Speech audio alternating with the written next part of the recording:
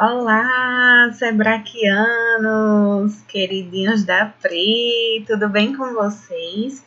Comigo tá tudo bem, graças a Deus. Essa turminha que eu amo, 19FC05. Quero que vocês tenham uma semana incrível, iluminada, cheia de vida, de luz, certo? Hoje eu tô trazendo o capítulo 12 para vocês, a página 62. E a gente vai estar falando do cuidador em relação à melhora da memória. Então, eu vou trazer alguns conceitos relacionados à memória e aí alguns enfrentamentos e cuidados que vocês devem ter em relação a essa melhora da memória, tá certo? Então, fiquem ligadinhos, façam as anotações que vocês já sabem, anotem as dúvidas, né, para que vocês possam estar tirando comigo no decorrer do dia no WhatsApp, tá bom? Então, para a gente iniciar, qual é a nossa programação de hoje? O que é que a gente vai ver hoje? Os conceitos que eu falei de memória e aprendizado, os tipos de memória, vamos falar um pouquinho da questão do esquecimento e o cuidador em relação à melhora da memória, tá bom? Então, será que memorizar é algo importante para a aprendizagem? Porque eu escuto muito as pessoas dizendo assim, não é para decorar, é para aprender. Mas será que o processo de memorização faz parte do processo de aprendizagem? Para a gente poder aprender, precisa memorizar? Fica aí esse questionamento e eu quero que vocês me respondam, tá? Então, vamos lá. Eu vou falar aqui, né? E aí vocês vão chegar numa conclusão dessa pergunta inicial. Para a gente falar de memória, a gente precisa falar um pouquinho do aprendizado, né? O aprendizado, gente, é uma aquisição de novas informações ou novos conhecimentos, ou seja, é o momento que eu começo a adquirir novas informações, que eu começo a ter novos conhecimentos. E a memória em si é a retenção dessa informação aprendida. Então, a memória é a retenção, ou seja, eu vou guardar a informação que eu aprendi, que eu me deparei, tá certo? O processo através do qual codificamos, né? Armazenamos e recuperamos a informação quando a gente precisar. Então, é algo que eu vi, conheci, né? Aí eu vou fazer o quê? Armazenar aquela informação, vou codificar aquilo ali, né? Que eu vou entender, e aí vou armazenar e vou recuperar aquela informação quando eu necessitar, tá certo? Então, não há aprendizagem sem memória. Então, aí eu respondo aquela questão inicial. Para a gente poder aprender algo, a gente precisa utilizar a memória, a gente precisa codificar, a gente precisa armazenar, a gente precisa recuperar a informação quando for necessário. Então, o aprendizado é uma aquisição de novas informações, de novos conhecimentos. Mas para a gente poder aprender, a gente precisa guardar na memória, reter aquela informação, codificar, né? Significar aquilo ali. E aquilo ali a gente vai guardar num localzinho do nosso cérebro que quando a gente precisar, a gente vai recuperar aquela informação. Bacana, né? E aí eu trago para vocês os tipos de memórias. Tem a memória sensorial, a memória a curto prazo e a memória a longo prazo. Guardem esses três conceitos que vocês vão precisar também para o nosso exercício, assim como o primeiro slide também. Então, memória sensorial. Que tipo de memória é essa? É a retenção de sensações que impressionaram o organismo. É como se fosse assim, é um estímulo que a gente se depara, certo? Um momento de estímulo que impressionou a gente, tá? E aí, essa informação, ela desaparece fácil e rapidamente nesse tipo de memória. E quais são essas impressões sensoriais que eu falei? Um som, uma sensação, uma imagem que dura apenas uma fração de segundo. É como se fosse uma fotografia instantânea que armazena a informação. é algo que passou por mim, que eu olhei, mas que rapidamente essa informação desaparece, certo? Então, é algo passageiro, é algo que rapidamente passa por mim, eu só apenas visualizei, certo? Então, a memória sensorial é essa, é algo que causa uma sensação na gente. Já a memória de curto prazo é o sistema de duração mediano entre a memória sensorial e a memória a longo prazo. Não se preocupe que o primeiro tipo de memória fica um pouco confuso, mas quando eu mostrar o esqueminha vai entender melhor. Então, a memória de curto prazo fica entre a memória sensorial e a memória de longo prazo. Para que as informações passem da memória sensorial, que foi aquela que me impressionou, para a memória de curto prazo, é preciso reter a atenção sobre elas, tá? E interpretar aquilo ali. Tá? Não retém muita informação, é apenas uma retenção temporária. Tem por função a transferência de experiências para a memória de longo prazo. Como assim, Priscila? Vamos supor. Às vezes, uma pessoa passa pela gente e a gente não fixa, não retém a atenção. Então, aquela pessoa passou na nossa memória, funcionou, porque para eu poder enxergar e interpretar aquela pessoa, eu preciso usar a memória sensorial, certo? Eu olhei para ela, tá? Porém, para ela ir para curto prazo, eu preciso reter minha atenção. Eu retenho minha atenção para eu poder codificar melhor aquela pessoa, porém, daqui a pouco eu já esqueço disso tudo. Tá? Mas se foi algo que me chamou a atenção, eu vou guardar na memória de longo prazo, eu vou transferir para a memória de longo prazo. E aí, quando eu quiser recuperar aquela informação, eu vou me lembrar, poxa, aquela pessoa que passou por mim tem um cheiro tão especial e ficou guardado na memória.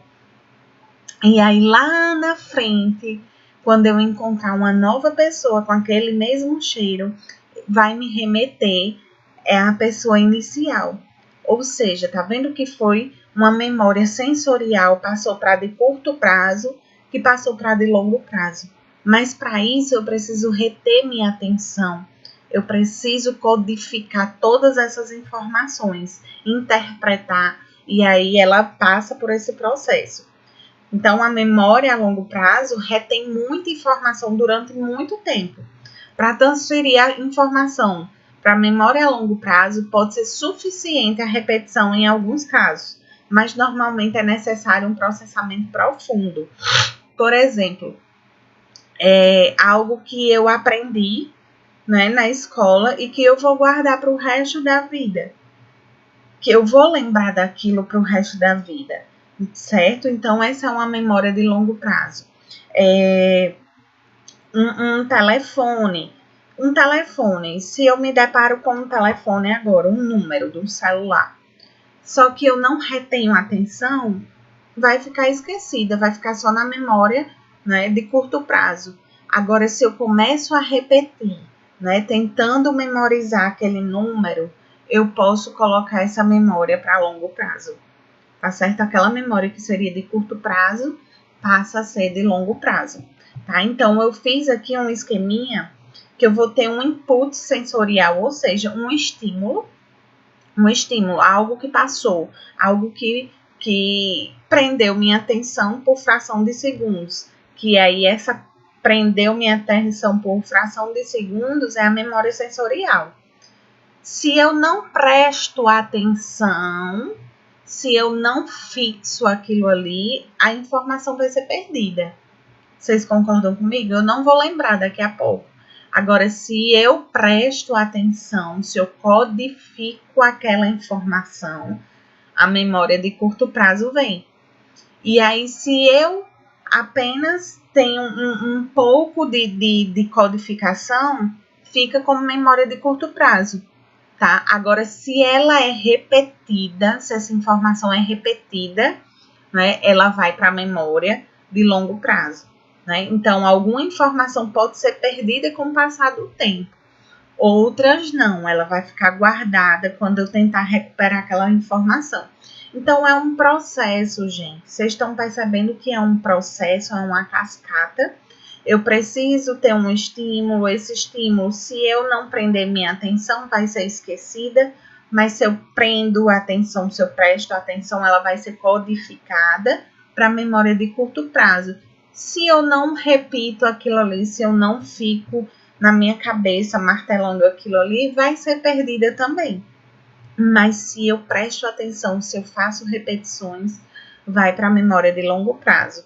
Se eu passo a não usar aquela informação, ela pode ser perdida com o passar do tempo. Mas se eu fico recuperando aquela informação, ela fica na minha memória de longo prazo, tá certo? Então, isso é bastante interessante, é um processo para vocês entenderem como é que funciona a nossa memória. E aí eu trago essa informação que eu achei bacana. Todos recordamos onde estávamos e o que estávamos fazendo na hora em que morreu Ayrton Senna, para aqueles que pegaram essa fase, né? Gente, é porque foi algo marcante, que a gente prestou atenção, que foi repetida a informação várias vezes por todos os telejornais, né? E aí eu me lembro nitidamente quando o avião bateu naquele famosa torre, né, 11 de setembro. Nossa, eu me lembro que eu estava chegando da escola e que eu me deparei, minha mãe estava fazendo almoço, já foi passando as informações. E aquilo ali, eu me lembro nitidamente o local que eu estava, como eu estava posicionada no sofá, assistindo com aquele choque todo. Então, foi algo que eu prestei muita atenção, que essa informação foi muito repetida e que ficou na memória de longo prazo. Quando eu quero resgatar, não é uma coisa que eu fico repetindo hoje em dia, mas se eu quiser recuperar a informação, eu tenho como buscar e aquela memória vem, certo? Agora, engraçado, ninguém se lembra do rosto da pessoa que nos vendeu os ingressos na última vez que fomos ao cinema. Talvez porque eu não tenha prestado atenção o suficiente para ficar na memória de curto prazo e a de longo prazo. Agora, se aquela pessoa tivesse me chamado a atenção ao ponto de eu codificar aquela informação, de eu guardar, ela me chamou a atenção de alguma forma que eu vou guardar pro resto da vida. E toda vida que eu lembrar dela, né, que alguém passar que for parecido com ela, eu vou buscar aquela informação. Vocês estão entendendo como é interessante esse processo? Né? Muito interessante. E aí vem a pergunta, por que esquecemos? Por que a gente esquece? Né? O esquecimento deve-se a falhas durante a codificação, né? A falta de atenção. Lembra que eu disse que para poder ficar na memória precisa codificar a informação. E essa codificação, ela só vai existir se tiver atenção. Tá? Pode ser uma falha na retenção, né? Passado o tempo, a informação semelhante, por exemplo. Se tem uma informação que eu acho mais interessante, que ela é mais importante, tá? É como se fosse assim. Não é que ela é mais importante, que ela é semelhante àquela outra, pode ter uma falha de codificação e de retenção. E a falha de recuperação, informação posterior não permite recuperar a anterior. É como se fosse um esquecimento motivado. Por exemplo, vamos supor que eu prestei muita atenção em um número do telefone, porque é o meu novo número, e eu prestei tanta atenção, repeti tanto que ficou armazenado na minha memória de longo prazo. Porém, chegou, meu celular quebrou, meu chip queimou e eu preciso mudar, com o passar dos anos, aquele número. Não chegou uma informação semelhante? E aí eu posso acabar esquecendo, tendo uma falha, né, na retenção. E tem necessidade de eu deixar guardado aquele número de telefone inicial, se agora eu tenho um novo? Então, se essa informação nova, ela vai fazer com que eu não recupere mais a informação anterior, o telefone anterior. Então, é um esquecimento motivado. Eu vou esquecer aquele passado para ficar guardado somente esse novo. Interessante isso, né? Então, é um esquecimento motivado. Eu não tenho necessidade mais de estar lembrando aquele outro número. Eu vou lembrar só o novo número, tá? Então, o esquecimento na memória, ele se dá também através a questão do envelhecimento. Então, o envelhecimento faz com que a gente acabe tendo falhas naqueles processos que eu falei, né, de retenção, de codificação, enfim. Acidentes podem causar algum problema lá na questão do meu cérebro, e o local do meu cérebro onde guarda aquelas informações pode ter sido danificado. Preocupação em excesso, então quando a gente se preocupa muito em excesso, a gente acaba tendo falhas nesse processo da memorização, da memória mesmo. Questão da privação do sono, gente. Também, se eu não tenho um sono regular, eu posso estar trazendo prejuízo aí para minha memória. Abuso de medicamentos e drogas também, e doenças como Alzheimer, que acaba tendo uma interferência nesse processo da memória. E aí, quais são as técnicas que eu posso estar utilizando para auxiliar no processo da memória? Eu posso estar utilizando, gente, de forma preventiva, como um estímulo para os meus idosos, né? Ou para as pessoas, para nós mesmos, a gente precisa estimular nossa memória, exercitar, né? Caça-palavras, jogos da memória, charadas, aprender um novo idioma, porque vai exercitar nossa memória, certo? Então, 5 dicas que podem ajudar. Escrever em uma forma de lembrar e ajuda a memorizar as coisas, né? Então, escrever é uma forma da gente estar lembrando e acaba ajudando a gente a memorizar. Visualize mentalmente, eu faço muito isso. Quando eu estou estudando, eu fico tentando visualizar o momento em que a pessoa estava me ensinando. Eu fico tentando visualizar os esquemas. Então, visualizar é uma boa dica, né? Pois quando o ser humano quer guardar algo, faz uma espécie de foto. Faça associações, que era o que eu estava falando. Assimile e armazene informações relacionadas com imagem ou estímulo. Isso é muito válido. Adote um calendário. As informações são melhor organizadas pelo cérebro com os padrões de dias e semanas, tá? Repita. Ao repetir uma informação, ela é processada novamente pelo cérebro. Bacana isso aí. Muita gente não valoriza essas dicas, esse processo. Tá? Então, vamos lá. E aí vem a questão do cuidador. O que é que o cuidador pode estar fazendo para ter essa melhora da memória? Usar calendário, promover o bem-estar e o descanso do paciente, realizar leituras interativas, né? Relembre fatos, isso é muito interessante. Acontecimentos, você lembra fulaninho assim assado, porque vai forçar ele a exercitar a memória. Evite rotinas no passeio. Por exemplo, sempre quando a gente vai passear, a gente vai para o mesmo canto e pelo mesmo percurso. Faça percursos novos para estimular a memória, a visualizar coisas novas, a ter novas informações, tá certo? Estimule novas amizades e relembrar o dia. Isso é um excelente exercício, simplesmente relembrar o que foi feito no dia. Olha que bacana. Tá? E aí a gente finaliza o nosso conteúdo online de hoje e espero que vocês tenham compreendido, tá? Próxima semana a gente vai estar falando sobre violência e maus tratos, tá? Um assunto extremamente sério e importante para a gente estar relatando aqui, ainda mais tendo em vista que a gente está num processo, né, difícil, a gente está nessa pandemia. E isso acaba aumentando os índices de violência por conviver tanto, por não ter como sair de casa, tá? E aí, gente, o exercício, ele vai estar lá exposto de que forma? Eu vou estar perguntando a vocês o conceito de memória e aprendizado.